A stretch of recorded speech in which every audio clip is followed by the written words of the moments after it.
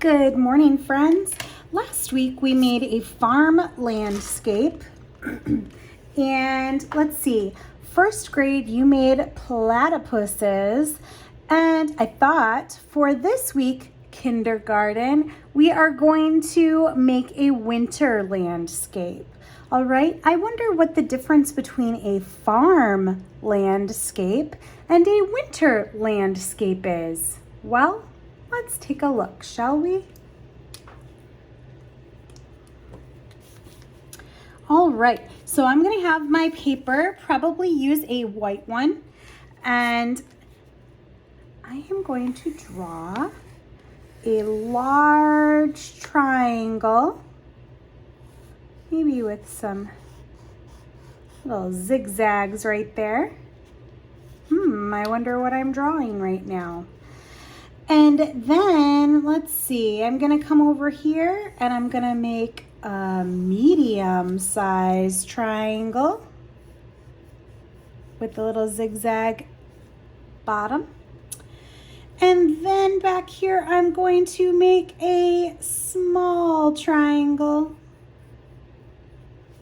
What could I be doing? Now, watch what I do. I'm gonna draw a line. Oop, and stop when I get to that big triangle.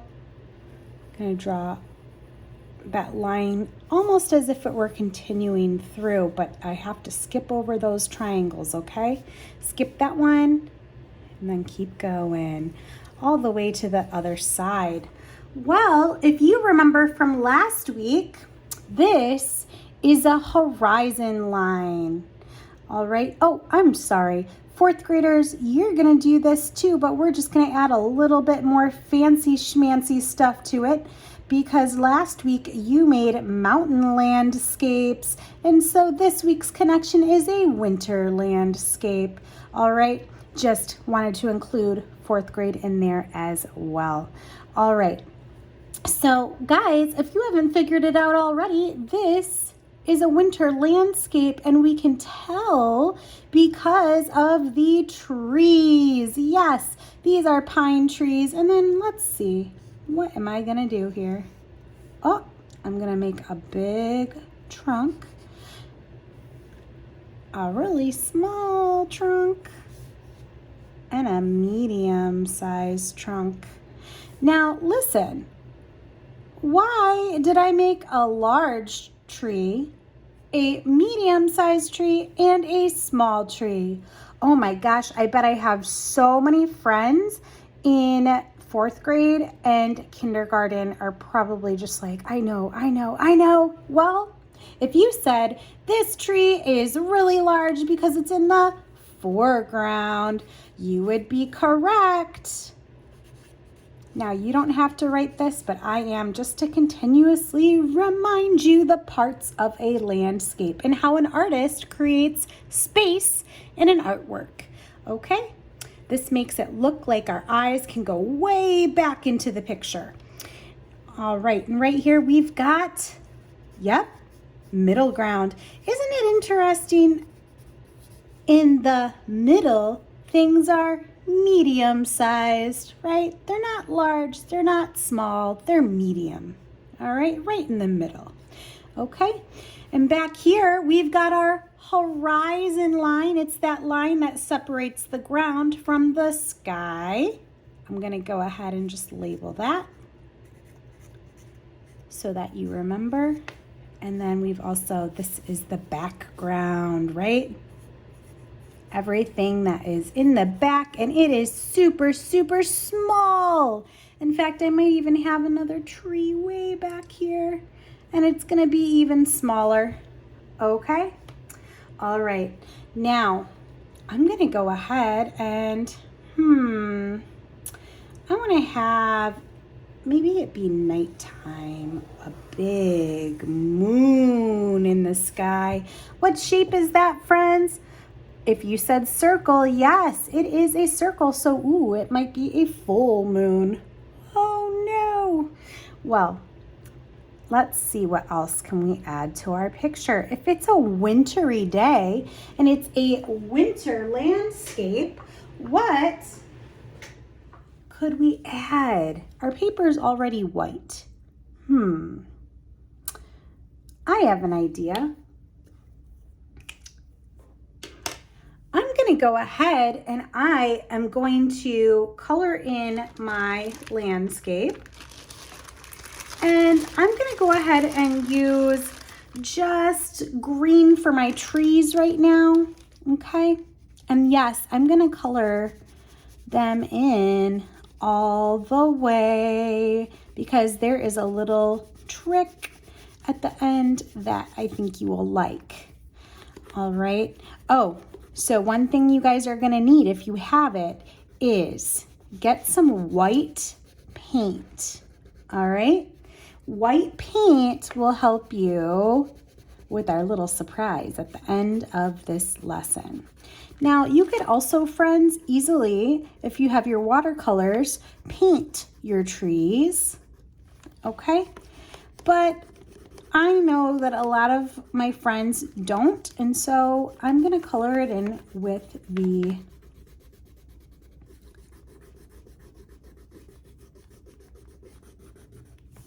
crayon. All right, now make sure that we're staying inside the lines as best as we can and using good craftsmanship. All right, good craftsmanship means really taking our time and just making the best art that we can. Oop, I had a hard time because my crayon was so big right there to stay inside those lines. That's all right, I'll forgive it. Okay. Ooh, what color do we need for the trunks of the tree, where the bark is and everything? Oh, brown. Okay, I'm gonna mix it up a little bit and use some colored pencil. I really like the way colored pencils work too. You can use whatever materials you have that are handy, okay? And older students, let me show you something. You can start off going really dark if you want to make it look like there's some sort of shadow, and then don't press as hard, and look at that. Whoa, it really makes that tree trunk look round. And you could do the same thing with that. This is for my older students, kindergarten. This is a challenge, but you could try it, right? Where you darken up one side. In first grade, you could try it too. And then it's just like lighter. It makes the trees look like they're kind of popping out of the page. All right. Now, what we're gonna do, guys, is, oh, you know what? I'm gonna add one more thing to my picture. I just love to have these paths. Wavy line, just a little bit of a wave. And I'm gonna have it be, once again, if you remember, really close, close, close, further away, further away, further away, really far away, to give that little path, that interesting path. Well,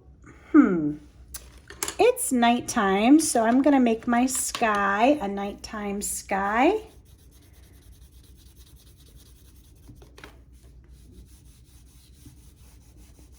And color that in. But friends, you can also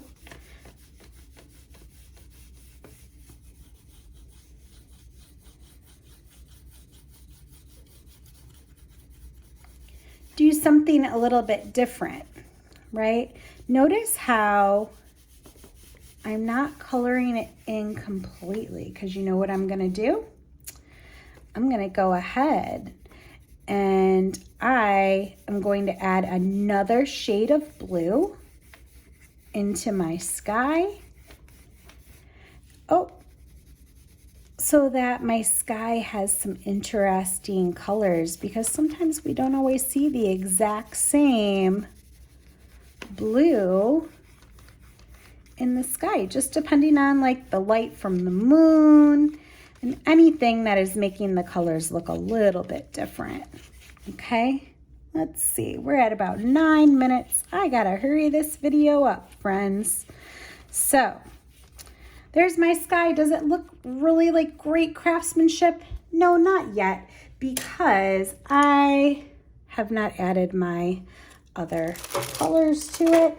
And for this, I'm gonna just go out on a limb and I'm gonna try crayon. Ooh, yeah. See this? So now I'm going back over it with another blue. It just adds something really funky to my picture. All right. Now, there's an artist, friends, who we will take a look at because a lot of artists today sometimes get some ideas from his one really, really famous picture, The Starry Night. Now, I'm kind of coloring my sky a bit like the Starry Night because I've got so many like round or curved lines like he did. He put around his moon and his stars and his painting, and we'll take a look at that painting just so you could see it. All right, dun, dun, dun, dun. Here we go. You guys ready? All right. If you don't have, ew, this paint looks kind of gross, guys, but it's gonna work. If you don't have a paintbrush, you can use a Q-tip, all right? And I just put some white paint on here. It's acrylic paint. And you know what? If you don't have paint, you can always come back and add it because guess what, Mom and Dad, if you go to Walmart or even to, I think, Five Below, you can get little tubes of these acrylic paints for really, really cheap. Just something to think about, friends. Okay, I want it to look like it's snowing. Well, my sky should be a little bit darker, but it's kind of showing up. But I can go ahead, guys, and make my sky even darker. In fact, you know what? I'm going to do that. I'm going to go to my trees, though. And I want my trees to look like they are covered in snow. Look at this. Whoa, snow. And maybe it's not all over the tree. Maybe it's just on some parts. And notice how I'm just like kind of tapping the Q-tip. These are like what you clean your ears out with, all right? And you could make all of it covered in snow and just have a little bit of green sticking out here and there. You can kind of paint with the Q-tip if you want and have it be like more brush strokes. It's totally up to you. I kind of like that look. All right, but notice I'm not covering up my lines completely because I don't want my tree to disappear. All right, that outline of the tree. Guys, it is raining out really hard right now. All right, should I have some snow on that tree in the back? Yes. All right. Oh, that one got a chunk of white on it. That's okay.